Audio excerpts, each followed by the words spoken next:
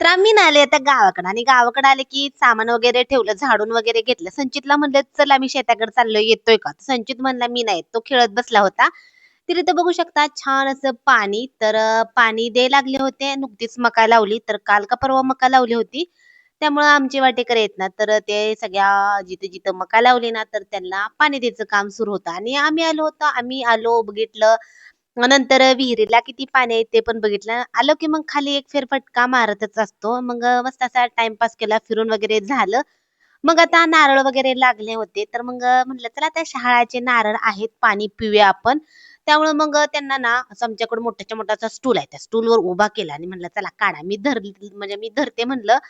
त्यामुळे मी एका हाताने स्टूल पण धरला होता आणि एका हाताने व्हिडिओ पण काढत होते. तर इथं बघू शकता छान असा आपला नारळ पडलाय. तर आम्ही 4 नारळ काढले होते.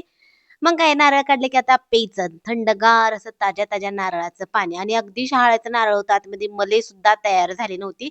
तर 4 नारळ काढले होते आम्ही 3च काढायचे होते, पण ते म्हणले 4 काढूया. तर इथं बघू शकता छान असे आपले नारळ हिरवेगार.